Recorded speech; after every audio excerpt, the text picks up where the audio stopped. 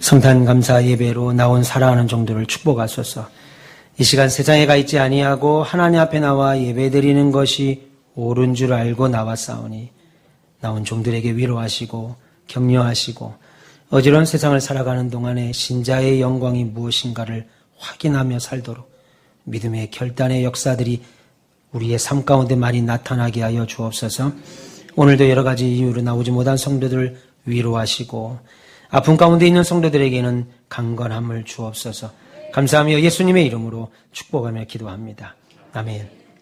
할렐루야. 반갑습니다.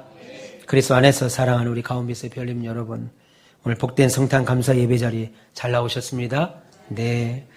주위에 만나고 이렇게 다시 3일 만에 여러분들을 또 만나게 되니까 너무 반갑고 기쁩니다. 오늘 성탄 예배에 나오신 여러분 모두에게 우리 주님께서 주시는 하늘의 신령한 복과 땅에 기름진 모든 복 다 누리시기를 축원합니다. 네. 이 시간 전호자고 성도들 보시면서 우리 인사할까요? 메리 크리스마스. 네, 한 번 더 합시다. 메리 크리스마스. 네, 네. 메리 크리스마스는 예수님께 기쁨으로 예배하자, 예배드리자, 이런 뜻입니다. 그러면 우리가 한 번 더 해야죠. 기쁜 마음으로 활짝 웃으면서 옆에 계신 분에게 한 번 더 합시다. 메리 크리스마스. 예, 감사합니다. 예, 감사합니다. 예, 감사합니다. 예, 들어오십시오. 예, 괜찮습니다. 오늘도 승리하고 나오셨습니다. 네, 오늘은 성탄절 수요일 아침입니다. 오늘 2024년의 성탄절 감사 예배를 드린 우리 모두에게 우리 주님이 주시는 위로와 평화 그리고 성탄의 기쁨이 이 복된 성탄 감사 예배에 충만하시기를 다시 한번 주님의 이름으로 축원합니다. 우리가 성탄절을 지킨다고 하는 것은, 저와 여러분들이 이 시간에 모여서 예배를 드리며 성탄절을 지킨다고 하는 것은 내가 예수님의 생일을 축하한다라고 하는 의미가 아닙니다. 내가 예수님의 생일을 축하한다라고 하는 의미로 모여 있는 것이 아니고, 교회가 성탄절을 지킬 때는 특별한 의미가 있습니다. 신앙 공동체인 교회가, 그리고 교회적으로, 그리고 공적으로, 그리고 이 공동체에 속한 모든 사람이 함께 연합해서 나를 위해 오신 예수님을 기억하고, 동시에 또 그가 나를 위해 하신 일을 생각하고 고백하고 선포하고 선언하고 누리는 일, 주님이 왜 오셨는가, 그리고 주님이 나를 위해 무엇을 하셨는가 하는 것을 고백하고 확인하고 기억하고 선포하고 선언하고 누리는 일을 이 공동체, 이 신앙 공동체에 속한 우리 모두가 교회라고 하는 이름으로, 가온빛교회라고 하는 이름으로 함께 하자 약속하고 그 일을 지금 하고 계시는 거예요.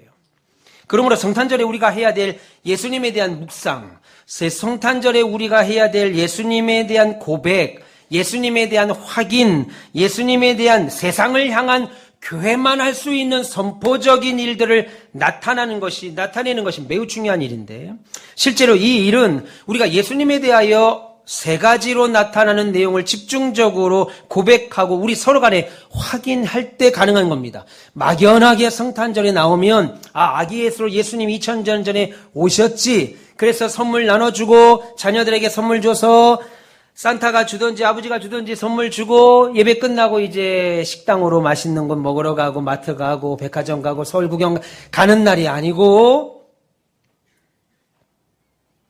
예수님에 대하여 세 가지 사실로 나타나는 집중적인 그 내용을 고백하고 우리 서로 간에 확인하는 날이 성탄절입니다. 오늘 이야기를 좀 하려고 합니다. 오늘 말씀을 통해서 예수라고 하는 제목으로 하나님 말씀을 선포할 때 성탄의 기쁨과 감격이 있으시기를 주님의 이름으로 축원합니다. 그러면 우리가 성탄절에 알아야 될 예수님에 대한 세 가지가 있습니다. 성탄절에 반드시 알아야 될 예수님에 대한 그 세 가지 사실을 살필 때는, 첫째는 오신 예수님입니다. 따라해 봅시다. 오신 예수님. 예. 그리고 두 번째는 지금도 우리와 함께 계시는 예수님입니다. 따라해 봅시다. 지금도 우리와 함께 계시는 예수님. 예. 세 번째는 다시 오실 예수님입니다. 미리 오신, 그렇죠. 아유, 똑똑하네요. 누가 하신 거예요? 네. 제가 목사가 잊어버렸는데. 따라해 봅시다. 다시 오실 예수님. 예. 첫째는 오신 예수님. 그 두 번째는 지금 우리와 함께 계신 예수님. 세 번째는 다시 오실 예수님. 이 예수님, 이 세 가지의 내용을 우리가 성탄절을 통해서 매해 확인해야 되는 것이고 확인할 것입니다. 예수님은 이미 2000년 전에 이 땅에 오셨지요. 예수님은 이미 2000년 전에 아기 예수로 이 땅에 오셨습니다. 이스라엘 땅 베들레헴에 아기 예수로 오셨지요. 그래서 이미 오신 예수님입니다. 그래서 이 오신 예수님을 우리가 묵상할 때, 우리가 생각할 때 올해 성탄절에는 여러 가지 주제와 안목으로 예수님을 다시 떠올리셔야 되고 확인하셔야 되고 고백하시기를 축원합니다. 이 이야기를 지금 제가 여러분들과 함께 나누려고 합니다. 그러면 예수님이 오셨는데 2000년 전에 오셨습니다. 예수님이 오셨는데 도대체 어디에서 어디로 오셨느냐 하는 거예요. 예수님이 오셨다고 우리가 알고 있습니다. 그런데 어디에서 어디로 오셨는가 하는 거죠. 이것을 빌립보서 2장 6절에서 분명히 말씀합니다. 예수님을 가리켜 하는 말입니다. 빌립보서 2장 6절에 그는 근본 하나님의 본체시나 하나님과 동등을 취할 것으로 여기지 아니하시고 오히려 자기를 비워 종의 형체를 가지사 사람들과 같이 되셨다. 그렇게 말합니다. 다시 말해서 이 말은 무슨 말이냐면 예수 그리스도는 본래 하나님 자신이신데 하나님이시기를 어떻게 하셨다는 거예요? 사양했다. 이게 더 정확한 말입니다. 나는 하나님인데 그래서 천국에서 하나님의 권세를 누리면 되는데 그 영광을 받으면 되는데 그렇게 하지 아니하시고 하나님이시기를 사양하시고 사람이 되어서 이 땅에 오셨다 그 말입니다. 그리고 이어서 또 말합니다. 오늘 말씀을 잘 한번 들어보셔요.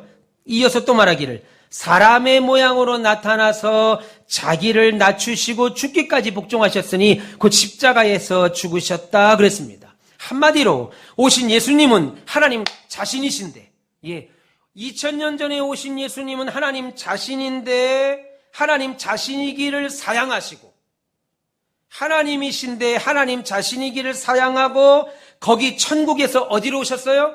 사람의 세상으로 오셨고 오셨을 뿐 아니라 사람 자체가 되셨다.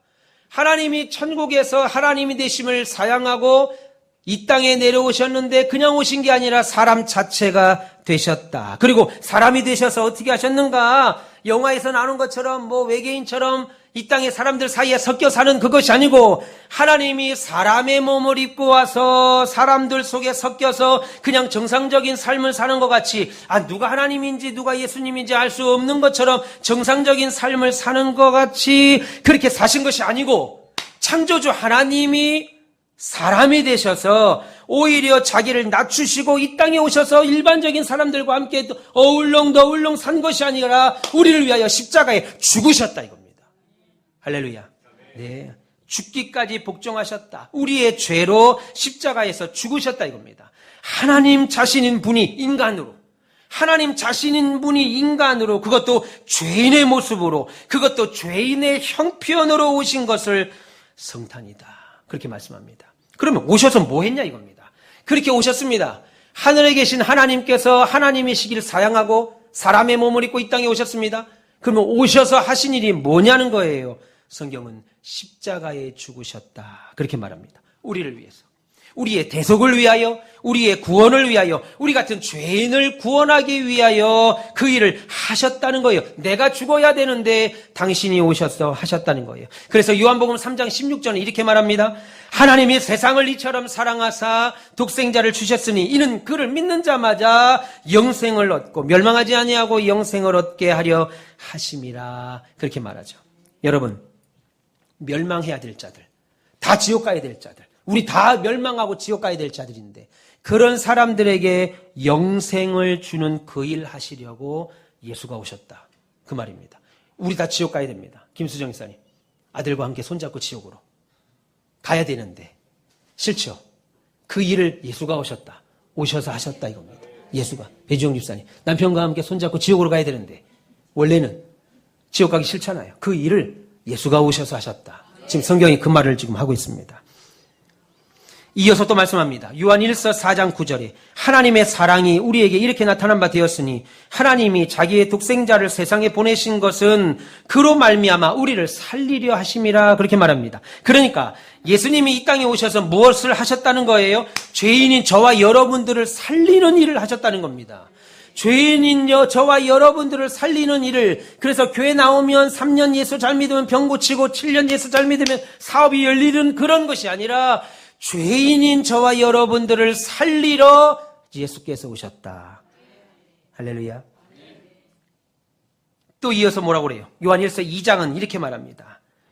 그는 우리의 죄를 위한 화목제물이다. 우리만 위할 뿐 아니라 온 세상의 죄를 위함이다. 그렇게 말합니다. 지금 또 뭐라고 하는 거예요? 예수께서 오셔서 무엇을 하셨느냐? 온 세상의 문제를 해결하고 죄의 값을 대신 걸머지고 죽어간 화목제물의 일을 하셨다 이겁니다. 원래는 구약시대에는 내 죄를 화목제물, 양이나 염소를 끌고 와서 그에게 내 죄를 전가해서 그를 죽임으로 내 죄를 용서함을 받았습니다. 그런데 예수께서 오신 일이 뭐냐면 온 세상 인류의 죄를 당신이 걸머지고 화목제물이 되셨다. 그 얘기를 하고 있습니다.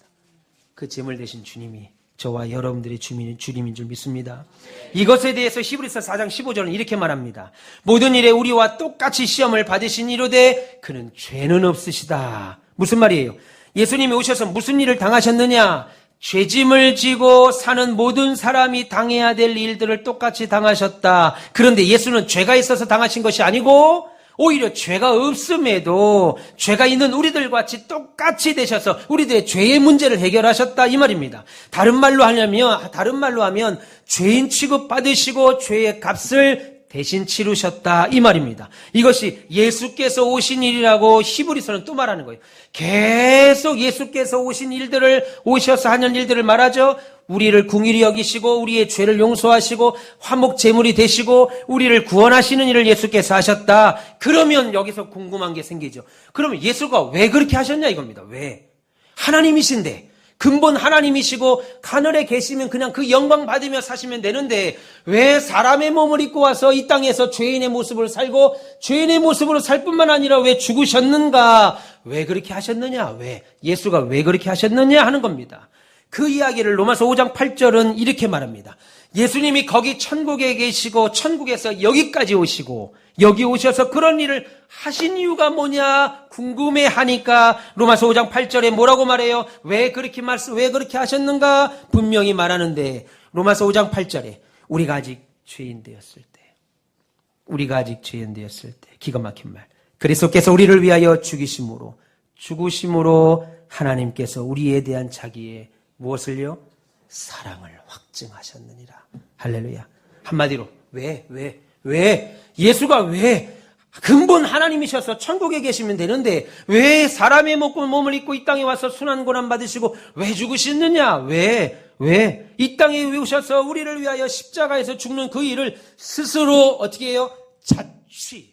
스스로 취하셨다 이겁니다. 스스로 취하신 이유가 뭐냐? 바로 사랑 때문이다. 할렐루야. 어떤 사랑이요? 우리를 향하신 그 뜨겁고 놀라운 사랑하심 때문에 그렇게 하신 것이다. 우리를 향하신 그 뜨겁고 놀라운 사랑 때문에 그렇게 하셨다. 황민 집사님, 최나연 집 성도님 처음 만날 때 사랑했죠. 뜨겁게. 그 뜨거운 결과가 옆에 앉아있잖아요, 지금. 태우로 앉아있는 거 아니에요? 누워있는 거 아니에요? 그죠? 뜨겁게 사랑했습니다. 그 뜨겁게 사랑한 거 지금도 사랑하지요? 더 안 묻겠습니다. 사랑합니다. 그런 것처럼 예수께서 이 땅에 왜 오셨느냐? 왜 그런 고통을 당하셨느냐?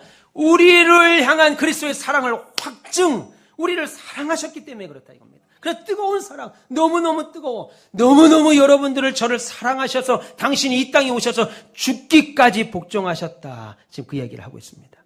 할렐루야. 성경에는 이런 말씀이 특히 신약 성경에는 온통 가득 차 있습니다. 요한일서 4장 10절에도 이렇게 말합니다. 사랑은 여기 있으니 우리가 하나님을 사랑한 것이 아니요 하나님이 우리를 사랑하사 우리 죄를 속하기 위하여 화목제물로 그 아들을 보내셨다. 한마디로 우리를 향한 사랑 때문에 예수께서 오셨다 이겁니다. 우리를 향한 사랑 때문에 예수께서 오셨다. 그러니까 예수님이 어디로 오셨는가? 천국에서 이 낮은 땅 이 세상을 오셨다. 그러면 예수님이 오셔서 뭘 하셨느냐? 우리를 위해서 십자가에서 죽으셨다. 그러면 그 일을 왜 하셨냐 이겁니다. 왜? 그것을 생각할 때마다 우리 가슴에 남는 결론이 뭐냐면 예수님이 왜 오셨지? 십자가에 왜 죽으셨지? 라고 생각할 때 그것에 대한 결론이 뭐냐면 바로 사랑 때문이었다. 나를 사랑하는 그 사랑 때문에 우리 김정자 권사님을 사랑하는 그 사랑 때문에 예수가 오셨다고요. 하나님 자신이 사람의 몸을 입고 이 땅에 오셔서 죽으셨다 이겁니다. 나를 사랑해서. 예수님 묵상할 때마다 그렇게 우리를 향하신 지독하신 그 사랑을 우리는 깨닫고 생각하시길 축원합니다. 그래서 그 결과 우리에게 무슨 일이 일어나냐 이겁니다. 이게 더 중요하죠. 예수께서 왜 오셨는가? 예수님이 어디서 오셨는가? 왜 오셨는가? 왜 그 일을 하셨는가? 그러면 그 일의 결과가 뭐냐 이겁니다. 그렇게 예수님이 죽으셨는데 그 결과 우리를 사랑하셔서 죽으셨어요. 그러면 그 결과가 있어야 될 거 아니겠어요? 그럼 그 결과 우리에게 무슨 일이 일어났는가 하는 겁니다. 그것은 저와 여러분 모두가 이 시간에 나와 앉아있는 여러분들이 그것을 귀하게 여기든 안 귀하게 여기든 인정하든 인정하지 아니하든 저와 여러분 구원받은 하나님의 자녀가 됐다 이겁니다. 저와 여러분들은 그리스도 예수께서 오신 그 결과 구원받은 하나님의 자녀가 됐다. 할렐루야. 또 뭐가 됩니까? 왕이신 하나님 나라의 백성이 됐다. 왕이신 하나님의 나라 백성이 됐다. 그거지요. 여러분, 예수님은 천국 같은 천국에서 지옥 같은 세상으로 오셨고 그 결과 우리는 지옥 같은 세상에서 천국으로 가게 됐습니다. 예수께서 천국에서 지옥 같은 이 세상에 오심으로 저와 여러분들이 지옥 같은 이 세상에서 천국으로 올라가다 이겁니다. 믿기를 축원합니다. 썩어질 이 세상, 장차 망할, 그래서 장망성인 이 세상 나라 시민인 저와 여러분들이 영원한 도성인 천국의 시민이 됐다. 할렐루야. 예. 우리 큰 고모님이 미국에 이민을 가셨어요. 40년. 제가 중학교 1학년 때니까 40년 전에 미국으로 이민 가셨습니다. 근데 그때만 해도 그 이미그레이션 하고 나서 그 뭡니까? 이민권 받기가 매우 어려웠어요. 영주권 말할 것도 없고요. 근데 그걸 받았다고 너무너무 좋아하시고 막 입이 귀에 걸렸습니다. 미국인이다 이겁니다. 이건 한국인인데 오늘부터는 미국인이다 이겁니다. 얼마나 부러웠는지. 얼마나 좋아하든지 나는 미국인이다. 여러분 보세요. 세상에 나가서 나는 어디 나라? 나는 천국 시민이다. 할렐루야. 나는 비록 이 땅에서는 시흥 시민으로 삽니다. 그러나 나는 전국 시민이다. 천국 여권이 어디 있어요? 여기 있잖아요. 천국 여권 여기 있다. 여권 보여주세요. 보여주면 돼요. 천국 여권 여기 있다. 우린 천국 시민이다. 할렐루야. 예. 이것이 예수님이 오셔서 그리고 오신 예수님 때문에 우리에게 일어난 일입니다. 지옥 백성인데 천국 시민이 됐다. 이것이 우리 예수께서 오셔서 일어난 일. 이 기가 막힌 일을 사도 베드로는 또 다르게 표현합니다. 베드로전서 1장과 2장에서 베드로는 절절하게 이야기를 하고 있는데요. 나중에 한번 베드로전서 1장과 2장을 한번 읽어보세요. 우리를 가리켜서 예수님이 거기에서 이곳으로 오셨고 그 일을 하시고 그 사랑을 베푸신 결과 우리에게 무슨 일이 일어났는가를 말하는데 우리가 이제 뭐라고 그래요? 주의 인자하심을 맛본 자가 됐다. 그렇게 말합니다. 주의 인자하심을 맛본 자가 됐다. 이전에는 하나님의 백성이 아니었습니다. 그래서 하나님의 진노 아래에 있었습니다. 여러분 이전에는 주의 긍휼을 입지 못한 자가 됐습니다. 그래서 거지와 같은 자, 세상에 버려둔 자와 같았습니다. 그런데 이제는 주의 긍휼을 입은 자. 할렐루야. 예, 우리가 그런 사람이라는 거예요. 이것이 오신 예수님이 만들어낸 우리에게 일어난 결과들입니다. 믿기를 축원합니다. 별로 안 좋으세요? 그럼 한 1억 정도 매달 꽂아주시면 하나님이 그게 더 좋을 것 같은데. 우리가 이것을 언제 할 수 있다고 그랬습니까? 주님 앞에 설 때. 죽을 때, 내가 예수 믿기 잘했구나. 그때 내가 목사님 말씀 들었어요. 정말 잘했다. 내가 그때 집사자 맡기를 잘했구나. 내가 그때 성가대 하기를 잘했구나. 윤영은 집사님. 잘했다. 내가 예수 믿기 잘했다. 너무너무 잘했다. 너무 잘했다. 예, 그때 가서 알 수 있어요. 이런 사랑과 긍휼을 입은 자로서 오신 예수님이 주신 성탄의 기쁨을 모두 누리시는 저와 여러분 되시기를 주님의 이름으로 축원합니다. 그러면 이런 성탄절에 예수님을 묵상할 때 그 두 번째 우리가 집중하며 예수님을 생각할 주제가 또 하나 있습니다. 그것은 바로 지금 함께 계시는 예수님입니다. 오신 예수님이라면 지금 또 함께 계시는 예수님. 첫 번째가 오신 예수님이라면 두 번째는 지금 우리와 함께 계시는 예수님. 우리가 예수님을 생각할 때 가장 많이 오해하는 것이 하나 있습니다. 신자들이 예수를 생각할 때, 주님을 생각할 때 가장 많이 오해하는 것 중에 하나가 무엇이냐면 예수님은 이미 2000년 전에 부활하시고 승천하셨죠? 천국에 올라가셨습니다. 그래서 이제는 예수님이 저 멀리 계시다가 끝도 안 보이는 곳에 멀리 계셔 있다가 때가 되면 오셔서 비로소 나와 재회한다고 생각하든지 아니면 예수님께서 우리에게로 내가 죽기 전에 생전에 오셔서 드디어 멀리 떨어져서 이별에 있던 두 존재가 다시 제외하는 것처럼 생각합니다. 아닙니다. 예수님은 지금도 우리와 함께 계십니다. 예수님은 지금도 우리와 저와 여러분들과 함께 하십니다.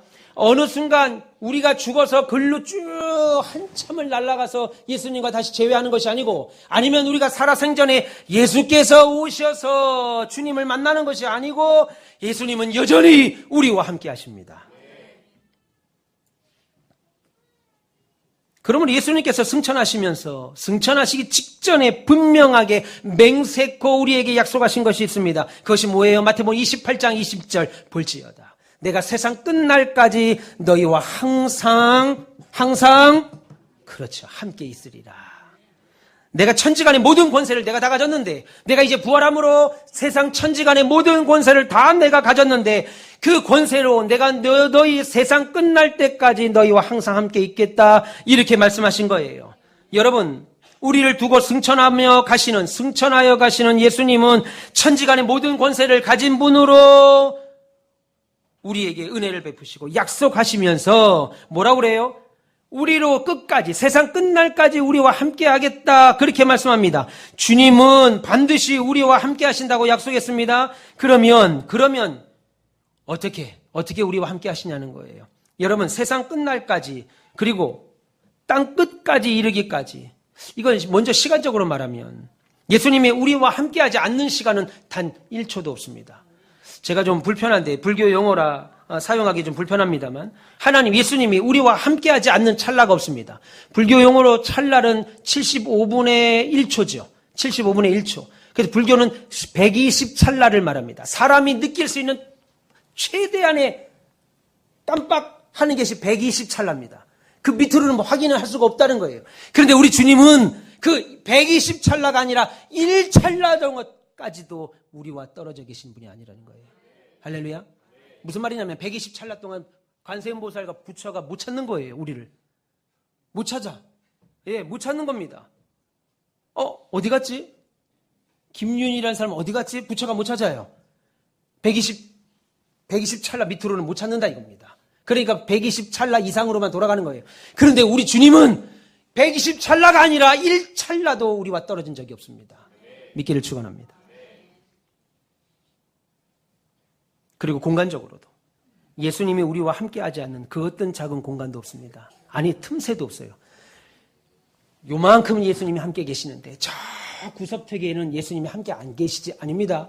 예수님이 함께하지 않는 공간은 아주 작은 틈새조차도 없이 시간적으로도 완벽하게, 공간적으로도 꽉 차게 예수님이 저와 여러분들과 함께 하십니다. 이것이 우리가 성탄절에 예수님을 생각할 때 분명히 기억해야 될 사실이죠. 우리가 확인해야 되죠. 재확인하고 선포해야 되고 누려야 될 사실입니다. 하나님이 우리와 함께 하시는구나. 예수가 우리와 함께 하시는구나. 어느 때는 잊어버립니다. 부모가 자식을 잃어버려요. 제가 2 아들을 갖고 있는데 20살 된 내 아들이 잊어버려요. 어느 때는. 우리 아들 집에 왔나? 가서 보면 방에서 자고 있어요.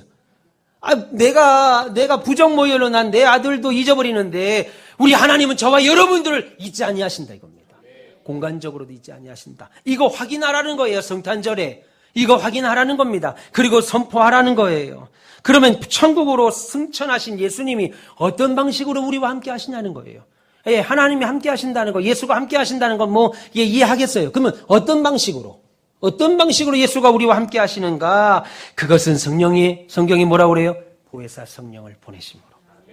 보혜사 성령님을 우리에게 보내심으로 예수님이 우리와 함께 하신다. 그 말을 마지막 고별 설교를 하시면서 여러 번 반복하며 너에게 보혜사 성령을 보내시겠다라고 말씀합니다. 그리고 보혜사 성령을 보내주신다는 것의 의미와 의도가 무엇인가를 밝히시는데, 그것은 여전히 예수님이 우리와 함께 하시는 구체적인 방편으로 보혜사 성령을 보내신다는 거예요. 성령을 받은 자들에게 예수가 함께 하시는구나, 공간과 시간에 부족함 없이 주님이 지금도 우리와 함께 하시는구나 확인하라는 거예요. 그래서 요한복음 14장 16절에 이렇게 말합니다.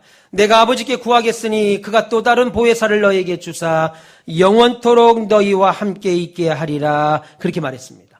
보혜사 성령께서 너희와 함께 하실 것이고 너희 속에 함께 하신다, 이렇게 말합니다. 그러면서 또 뭐라고 그래요? 내가 너희를 고아와 같이 버려두지 아니하고 너희에게로 오리라, 이렇게 말합니다. 여러분, 이 말은 길게는 재림을 의미하기도 합니다. 그러나 짧게는 우리를 고아처럼 내버려 두지 아니하고 주님이 천국으로 갔으니까 이 땅에 아무도 없는 것처럼 살게 하지 아니하시고 보혜사 성령을 보내신다. 성령이 우리와 함께 하심으로 예수 그리스도가 우리와 함께 하신다는 것을 확인시키신다는 거예요. 믿기를 축원합니다. 여러분, 그러면 여기서 또 궁금하죠. 예수께서 보혜사 성령님으로 오셔서 우리와 무엇을 하시냐 이겁니다. 성령께서 오시는 것까지는 좋다 이겁니다. 그런데 그 성령이 오셔서 이춘희 집사님하고 뭘 하시냐 이겁니다. 그게 중요하죠. 로마서 8장 34절에 우리와 함께 계시는 예수님이 우리와 함께 하시면서 무엇을 하시는가를 말합니다. 뭐라고 말해요? 누가 정죄하리요. 어떤 마귀가 우리로 하여금 정죄하리요. 죽으실 뿐 아니라 다시 살아나시는 이는 그리스도 예수시니 그는 하나님의 우편에 계신 자요. 우리를 위하여 밤낮 뭐 한다고요? 간구하신다. 밤낮. 김소연 집사님을 위해서 밤낮 하나님께 간구한다 이겁니다. 할렐루야. 권성미 집사님을 위해서 반달 하나님이 예수께서 간구하신다 이겁니다. 우리를 내버리는 것 같아요. 어느 때는 신앙생활 나 혼자 하는 것 같아요. 예수님이 도와주는 거 없고 그냥 예수님이 어느 때는 뒤를 살짝 좀 밀어주면 될 것 같은데 제가 예배당을 짓고 목회를 하면서 제일 많이 들었던 것이 우리 주님이 제 목사야 내가 좀 오늘 좀 밀어줄게. 그리고 제 등을 좀 살짝만 좀 밀어줘도 내 목회가 막 날개 달린 듯이 목회가 될 것 같은데 안 밀어줘요. 섭섭하더라고. 내 아버지가 목사로 한평생 그렇게 주를 위해서 헌신했으면 아들까지 목회를 하면 좀 밀어줄 만도 한데 인간적인 정으로 안 밀어줘요. 참 야속해. 아이고. 그런데 어떻게 해요? 예수님이 없다고 할 수 없죠. 예수님께 엎드려 기도하면 하나님이 문을 열어주는데 그 문도 활짝 여는 것도 아니고 빼꼼 살짝 열어. 저기가 거긴가? 살짝. 그리고 믿음으로 딱 결단하고 여는 순간 그 안에 주님이 예비하신 게 또 있어요. 아이고, 주실 거 미리 좀 주시면 기도 안 하죠. 제가 개척하고 목사가 예배당을 짓고 이렇게 사람이 꽉꽉 여기 찬다고 생각해보세요. 목사가 기도 안 하죠. 배집사님 저 못 만납니다. 상가 때 저를 만났는데 못 만나요. 목사님 변했다 이겁니다. 상가 때는 그렇게 막 나를 쫓아다니시더니 예배당 짓고 나서는 쳐다도 안 본다. 변했다. 우리 목사님 변했다. 변하죠. 그러니까 하나님이 그것만 줍니다. 그것만. 아이고 주여 그것만. 우리 아버지도 그렇게 얘기하시더니 저도 그것만. 그러니까 어떻게 해야 돼요? 기도할 수밖에 없죠. 하나님 주십시오. 계속 나와 함께 하심을 보여주십시오. 기도하니까. 놀랍게도 그러면 하나님이 그것만 살짝 보여주세요. 아예 안 보여주면 포기할 텐데 보여줘요. 보여주니까 믿음으로 가져요. 그러다 어느 날 깨닫습니다. 내가 그렇게 가는 것이 아니라 하나님께서, 예수께서 지금 하나님 우편에 앉아서 저를 위하여 간구하고 계시는구나. 하나님께 기도하시는구나. 하나님, 저 최 목사 도와줘야 돼요. 저 장현에 있는 저 가운비교회 최 목사 하나님 좀 도와줘야 되는데 도와주세요 하나님. 그렇게 간구하신다. 하나님. 저 장현에 있는 우리 저기 전현풍 집사 도와줘야 되는데 하나님 도와주세요. 우리 이상원 집사님 도와줘야 되는데 도와주세요. 주님이 간구하신다고. 보좌 우편에 앉아서 그 일을 지금 하고 계시다는 거예요. 우리와 함께. 여러분, 우리를 위해서 뭐 하신다고 그랬습니까? 간구하신다. 우리를 위해 하나님께 기도하는 겁니다. 그래서 빌립보서 1장 6절은 예수님이 우리를 위하여 함께 하시면서 무엇을 하시는가 말씀하는데 너희 안에 착한 일을 시작하신 이가 그리스도 예수의 날까지 이루실 줄을 우리는 확신하노라. 무슨 말이에요? 우리의 구원과 우리의 성화를 주님이 오시는 날까지, 다시 오시는 날까지 계속 이루어 가신다는 거예요. 지금 목사가 아닌데 제가 목사 한 소리를 딱 받자마자 아버지한테 자랑하면서 아버지 나 목사가 됐습니다. 이렇게 딱 어깨에 힘을 주고 자랑을 했습니다. 나 목사가 됐습니다, 아버지. 그랬더니 아버지가 하는 말이 그거는 행정장 서류상의 목사고 이제부터 목사가 돼야 된다. 그 얘기 하시더라고요. 기분이 확 나쁜 거예요. 당신도 목사고 이제 나도 같은 목사다 이겁니다. 나 목사 됐다. 그랬더니 아버지가 멋지다 우리 최 목사 이럴 줄 알았더니만 그런 서류상의 목사고 지금부터 목사가 돼야 된다. 그랬더니 물었습니다. 그럼 어떤 목사가 좋은 목사입니까? 그랬더니 우리 아버지가 어떤 목사가 좋은 목사냐고 묻는 목사가 좋은 목사다. 하나님 앞에 성실하게 해라. 헌신해라. 그 얘기를 해주시더라고요. 예수 믿으면 구원받았으면 내 마음이 하나님 앞에 뜨거웠으면 그때부터 완전 성화를 이루는 것이 아니라 주님께서 우리를 시험에 들잖아요. 험난한 세상을 살잖아요. 음란한 세상을 살잖아요. 죄된 세상을 살잖아요. 그럼 자꾸 넘어집니다. 넘어질 때마다 주님께서 우리를 성화와 은혜로 당신이 다시 오실 그날까지 우리를 계속하여 당신의 뜻대로 끌고 가신다 이겁니다. 주님이 하신 일이 그거예요. 할렐루야. 네. 예수님 우리를 향하여 품으신 선하신 뜻을 우리가 주님 다시 만나는 그날까지 계속 이루어 가신다는 겁니다. 그래서 요한복음 16장 13절은 이렇게 또 말합니다. 진리의 성령이 오시면 그가 너희를 진리 가운데로 인도하시리니 그가 스스로 말하지 않고 오직 들은 것을 말하며 장래일을 너에게 알리리라. 무슨 말이에요? 예수께서 보혜사 성령으로 우리와 함께 하시면 어떤 일이 생기는가? 우리를 진리 안으로 끌어당긴다 이겁니다.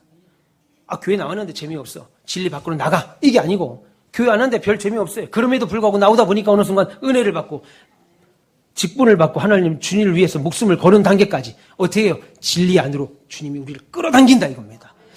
나 교회 다닌 지 벌써 20년이야, 30년이야, 40년이야. 여러분 교회 나올 때부터 한 40년씩 예수 믿을 거 작정하고 오지 않았죠? 그렇게 생각하면 지겨워서 어떻게 다녀?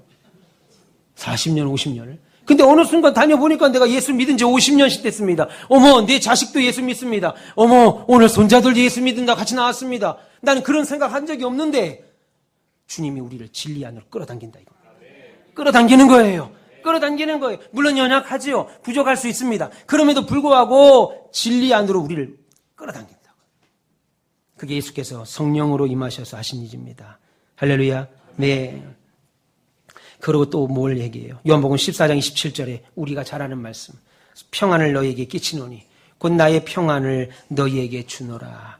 내가 너희에게 주는 평안은 세상이 주는 것과 같지 않다라고 말합니다. 다시 말해서 예수께서 보혜사 성령이 나와 함께 하심으로 주시는 것은 세상이 알 수도 줄 수도 없는 평안을 우리에게 주신다는 거예요. 여러분, 세상이 주는 평안은 근거 없는 행복감입니다. 그거 가지면 다 행복할 것 같지만 제일 행복할 때가 언제라고 그랬어요? 제일 늘 말한 거 택배 올 때까지만입니다. 받는 순간 그 행복 없어져요. 내가 뭘 샀는지 알면서도 택배 오는 거 띵동 최경선님 오늘 2시에서 4시 사이에 도착합니다. 마음이 괜히 설레. 그분하고 내가 뭐 사귀는 것도 아닌데 마음이 막 설렙니다. 뭐 샀는지도 아는데도 마음이 막 설레요. 박스 받는 순간 박스 그냥 뜯는 순간 받는 순간 다 그만 사그러지죠. 세상이 주는 행복은 근거 없는 거. 그러나 주님이 주시는 평안은 주님 때문에 주시는 평안이기에 여러분 돌이켜보세요. 여러분 자신을 한번 돌이켜보세요. 내가 예수 믿다가 지금까지 아무 문제 없이 하나도 주님 떠날 일 없이 지금까지 예수 믿고 여기까지 계신가? 아니죠. 몇 번은 떠나도 떠났습니다. 몇 번은 주님 버려도 버렸어요. 몇 번은 하나님 없다고 고백하고 하나님 어딨어? 제가 예배당을 질 때 코로나 한복판을 통과했습니다. 너무 힘들었어요. 되는 게 없어요. 건축업자들이 IMF 때보다 더 힘든 때입니다. 목사님. 그 얘기를 하고 있었습니다. 땅에 왔는데 일이 진척이 안 돼요. 그래서 제가 집에 있을 수가 없죠. 하루에도 5번씩, 많게는 6번씩 또 교회 이 땅에 왔습니다. 그래서 어느 때는 새벽 2시에도 나왔어요. 3시에, 새벽 2시에 나와서 기도하는데 기도가 안 풀려. 분이 안 풀려. 내가 언제 예배당을 친다고 그랬나? 나는 목사 아들로 자르면서 난 목사 되겠다는 생각을 해본 적이 없는 사람이에요. 그런데 목사로 만들었으면 사람을 주든 돈을 주든 뭔가 형통을 줘야 되는데 그것도 안 줘. 일만 죽어라 시켜요, 우리 하나님이. 거기다 예배당까지 지라고 그래요. 그러면 뭐라도 줘야 되는데. 그래서 기도하고 나서 불이 차니까 이거 돌을 좀 주워야 되겠다. 하나님 이게 던져가지고 하나님 머리에도 좀 맞춰야 되겠다. 내가 너무 화가 나갖고 돌을 찾았는데 돌을 이만 거 찾았어요. 그리고 새벽 2시입니다. 하늘에 대고 던지는 겁니다. 하나님 머리에 맞으라고요. 콧등이나 맞으라고. 몇 번 던졌어요. 그리고 나서 입당 예배를 드렸던 어떤 할머니 한 분이 지금 아들 댁으로 가셨어요. 할머니 한 분이 저한테 그래요. 목사님, 내가 이 예배당을 우리 집 앞이 바로 여기 풍경채인 것 같아요. 예배당을 땅을 보는데 어떤 미친놈이 새벽 2시에 와 돌을 던져요. 나 그걸 보고 하나님 저 미친놈 저기서 딱 돌 던지지 않게 해줬어요. 그렇게 기도했다는 거예요. 그게 난데 말을 못했습니다. 어떤 미친놈이 새벽 2시에 와서 하늘을 보고 돌을 던지더라는 거예요. 날 보고. 그게 접니다라고 말할 수는 없었어요. 결국 아드님 댁으로 몸이 불편해서 가셨는데 그때 보셨는가 봐요. 그분도 보셨는데 우리 하나님이 안 보셨겠냐 이겁니다. 젊은 목사가 주의 나라를 위해서 수고하는데 그러니까 예수님이 간구하는 거죠. 하나님, 저기 장현에 있는 종교부지 5번째 땅, 저 종교부지에서 저 돌 던지고 있는 저 목사 보이죠? 저 한심한 놈 저거? 저 믿음 없는 놈 저거 보이시죠? 좀 도와주세요. 주님이 간구하신다 이겁니다. 그러니까 우리는 마음이 평안하죠. 한 번도 안 될 거란 생각을 해본 적이 없습니다. 제가. 그 평안을 우리에게 주셔요. 그리고 승천하시는 현장인 사도행전 1장 8절에서 예수님은 다시 말씀합니다. 오직 성령이 너희에게 임하시면 너희가 권능을 받고 예루살렘과 온 유다와 사마리아 땅끝까지 이르러 내 증인이 되리라. 여러분, 성령을 통하여 주님이 우리에게 하신 말씀 뭐예요? 예수님은 성령을 통하여 우리와 함께 하시면서 그 능력을 가지고 온 땅끝까지 이르는 구원의 역사를 우리와 여전히 이루어 가신다고 말씀합니다. 그러니 여러분, 교회가 어떤가 보세요. 교회가 하나님의 뜻을 이루어가고 교회가 선교를 하고 하나님의 뜻을 감당해 가는 겁니다. 이것이 주님이 우리와 함께 하시면서 하는 일이고, 그를 누릴 때마다 우리는 주님이 지금 나와 함께 하시는 거구나. 우리 교회가 개척교회를 후원합니다. 우리 교회가 저 앞으로 남아공을 후원합니다. 케냐를 지금 후원합니다. 후원하면서 나는 한 번도 가본 적이 없는 케냐 선교사를 후원합니다. 그러면서 뭐예요? 성령이 우리와 함께 하고 계시구나. 성령이 우리 교회와 함께 하시는구나. 그래서 땅끝까지 이르러 복음을 지금 전하고 계시구나 확인하는 거죠. 믿기를 축원합니다. 그것을 고백하고 누리게 되고 그 사실을 선포하기를 축원합니다. 이런 임마누엘 하신 성령의 능력을 소유하는 우리가 되시기를 주님의 이름으로 축원합니다. 그리고 마지막 세 번째로, 우리가 성탄절에 주님을 생각할 때 고백하고 선포하며 누리는 마지막 예수님의 모습은 무엇이냐면 바로 다시 오실 예수님입니다. 예수님이 마지막 순간에 얘기하셨어요. 약속하셨어요. 승천하는 중에 분명히 말씀했습니다. 사도행전 1장 11절에 갈릴리 사람들아 어찌하여 서서 하늘을 쳐다보느냐. 너희 가운데서 하늘로 올라가신 예수는 하늘로 가심을 그대로 본 그대로 오시리라고 했습니다. 예수님이 다시 오신다고 약속한 거예요. 함께 계신다고 성령을 보내심으로 여전히 세상 끝날까지 함께 하겠다고 약속하신 주님이 다시 오시겠다고 똑같은 루트로 똑같은 방법으로 함께 있겠다고 하신 그 약속이, 내가 너와 함께 하겠다라고 하시는 그 약속, 그 방법 그대로 다시 오시겠다라고 예수께서 약속하셨습니다. 여러분, 그래서 우리는 이미 오신 예수님을 바라보며 사는 사람들이죠. 이미 오신 예수님을 바라보고 사는 사람들입니다. 동시에 함께 계신 예수님을 누리며 사는 사람들입니다.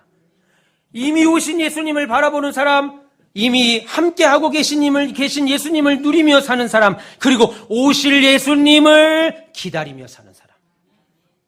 우리의 예수님은, 우리 신자는 그렇게 사는 사람들입니다. 그래서 빌립보서 3장 21절과 22절은 이렇게 말하죠. 우리의 시민권은 하늘에 있다. 거기로부터 구원하는 자 곧 그리스도 예수 그리스도를 기다린다. 그는 만물을 자기에게 복종하게 하실 수 있는 자의 역사로 우리의 낮은 몸을 자기의 영광의 몸 형체와 같이 변하게 하시리라 그랬습니다. 그럼 여러분 또 궁금하죠? 그러면 예수님을 기다리고 있는 우리가 예수님이 오시면 어떻게 되나 이겁니다. 예수님을 우리가 기다리고 있습니다. 그런데 그 예수님이 오시면 어떻게 되느냐는 거예요.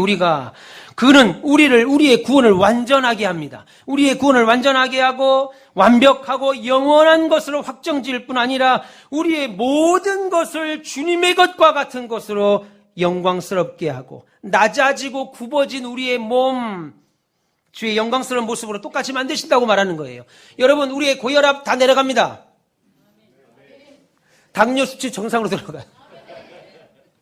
류마티즘, 관절염, 통풍 싹 다 없어집니다.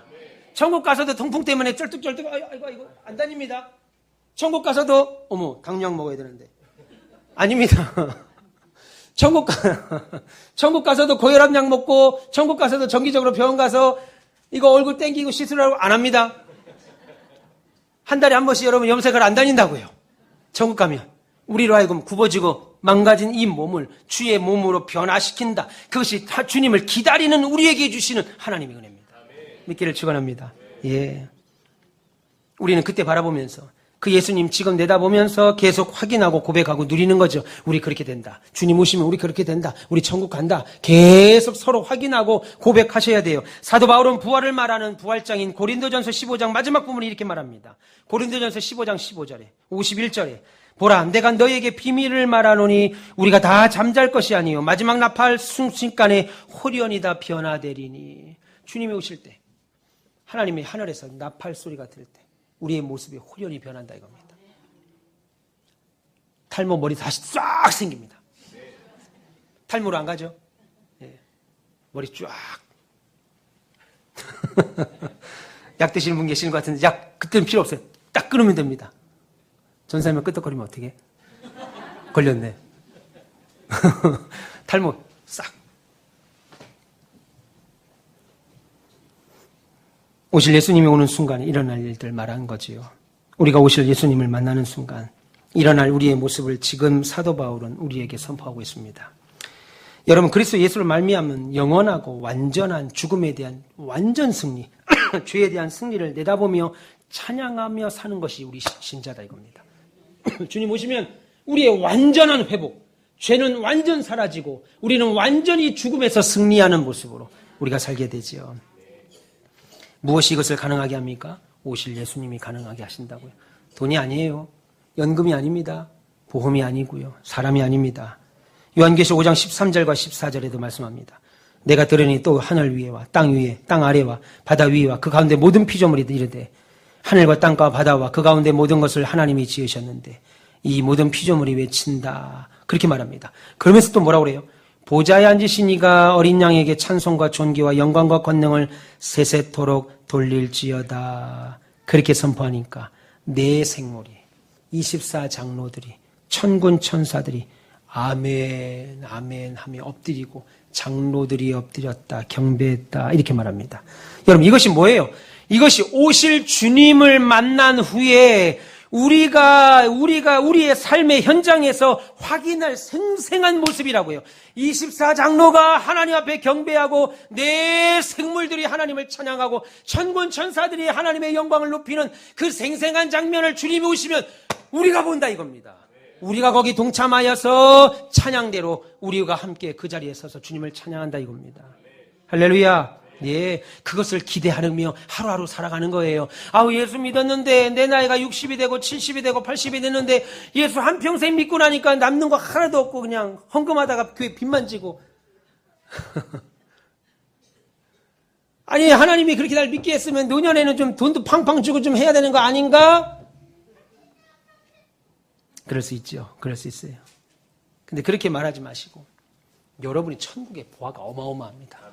우리 어머니에게 제가 그 말합니다. 어머니, 천국의 보화가 어마어마합니다. 이 땅에서 뭐 100만 원, 200만 원 그거 그냥 나라에서 주는 25만 원 갖고 사세요. 천국의 보화가 쌌다 이겁니다. 한평생 삶으로써 주의 나라를 위해 수고했으면 이제 아들을 위해서 밤낮 교회 와서 주무시면서 매일 기도하잖아요. 얼마나 상급이 쌓였겠어요. 여러분 믿음의 부모님들, 여러분 자녀들을 위해서 신앙생활 더 하나님 앞에 심으시고 바르게 하십시오. 여러분 때문에 여러분 자녀들이 잘 됩니다. 반드시 잘 됩니다. 성경은 뭐라고 그래요? 의인의 자식들이 깡통을 차는 거린이 되는 자가 본 적이 없다고 말합니다. 의인의 자녀들이 거린이 되는 자가 본 적이 없다라는 거예요. 그러니까 여러분 자녀들은 이미 성공을 따고 시작한 거예요. 출발이 다르다 이겁니다. 그러니까 여러분 자녀들에게 더 많이 기도하라고 가르치시고 예수 잘 믿으라고 가르치십시오. 살아있을 때. 죽을 때 유언하지 마세요. 제일 쓸데없는 게 유언입니다. 안 들어요. 살았을 때. 칼자루 쥐고 있을 때. 은퇴하시는 목사님이 우리 노예 원로 은퇴하시는 목사님이 저희가 우리 후배들을 앉혀놓고 목사님 100몇십 명을 앉혀놓고 설교하면서 설교 제목이 껄껄거리예요. 웃는 얘기인가? 그때 하는 말이 후회된다 이겁니다. 그때 내가 11조 하라고 그럴 걸. 그때 주를 성수하십시오. 강하게 얘기할 걸. 전도하라고 할 걸. 사랑하라고 할 걸. 내가 칼자루 쥐고 있을 때 할 걸. 지금 와서 원로 목사가 설교하니까 잔소리로 듣는다 이겁니다. 그때 할 걸. 그때 할 걸. 나 그래서 그 얘기도 지금 하려고 그럽니다. 은퇴하고 나서 안 하고, 은퇴하면 다음 목사님 와서 하고, 지금 하려고 그래요. 주일 성수하십시오. 11조 하십시오. 전도하십시오. 사랑하십시오. 여러분, 그것이 여러분 성공하는 길입니다. 기도하세요. 기도하셔야 돼요. 내년에는 물가 지수가 더 높아지고, 금리 높아지고, 그건 세상 사람들, 소망 없는 자들이 하는 말이고, 우리는 하나님께 소망을 두고 있으니까, 그 하나님이 여러분들에게 은혜를 베푸실 겁니다. 할렐루야. 네. 그래서 우리가 이렇게 성탄절을 지킨다는 것은 단순히 예수님의 생일을 축하하는 날이 아니라고 말씀드리는 거예요. 예수님이 누구시냐? 예수님은 어디에서 어디로 오신 분이시냐? 예수님은 오셔서 무엇을 하신 분이시냐? 예수님은 왜 오셨냐? 예수가 오셔서 우리에게 일어난 일이 무엇이냐? 이와 같이 오신 예수님을 깊이 묵상하고 다시 확인하고 우리 가온빛교회뿐만 아니라 한국의 모든 교회가 한국의 모든 교단과 총회가 일치하여 공식적으로 공개적으로 온 세상을 향하여 선포하고 서로가 서로에게, 신자와 신자 서로에게, 교회가 교회 서로 경쟁하지 말고 교회가 교회에게 서로 확인하고 재확인하고, 확인했다면 격려하고, 그래서 오신 예수님이 지금은 무엇을 하고 계시는가? 그것은 우리와 함께 계시는 예수님이, 그리고 다시 오실 예수님을 집중적으로 우리가 묵상하고 생각을 거기에 맞춰서 세속적으로 불평하고 원망하며 살지 말고, 그 생각 가지고 주님이 우리에게 오셔서 무엇을 했고 우리와 함께 하시면서 무엇을 하고 다시 오실 주님이 어떻게 하실 것인가를 고백하고 그것을 선언하고 선포하고 누리고 확인하는 절기가 성탄절입니다. 성경은 왜 우리에게, 신자들에게 불평하지 마라 그래요? 불평하지 마라. 불평하지 않고서 어떻게 살아요? 근데 성경은 불평하지 마라 그럽니다. 왜요? 그 불평이 결국은 누구의 불평으로 가요? 하나님에 대한 원망으로 가기 때문에 그래요. 신자의 불평은, 세상 사람들의 불평은 다릅니다. 세상 사람들의 불평은 가봐야 부모 원망하는 거예요. 가봐야 사장 원망하는 겁니다. 가봐야 내 남편, 내 아내 원망합니다. 가봐야 자녀 원망합니다. 그런데 신자의 불평은 끝까지 어디까지 가냐면 하나님에 대한 원망으로 가요. 하나님이 이렇게 하셨다. 아니죠.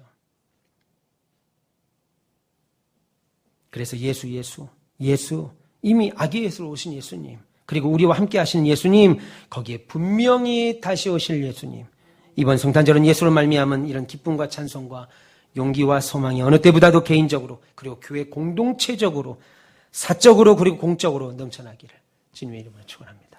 기도하겠습니다. 하나님 감사합니다. 사랑하는 주님, 오늘도 하나님 앞에 나와 성탄을 기억하고 기도하는 종들을 축복하소서. 오늘은 종이 특별히 예수님에 대하여 말씀을 좀 나눴습니다. 오신 예수님, 우리와 함께 하신 예수님, 앞으로 오실 예수님을 기억하며 믿음으로 승리하는 우리 되게 하여 주옵소서.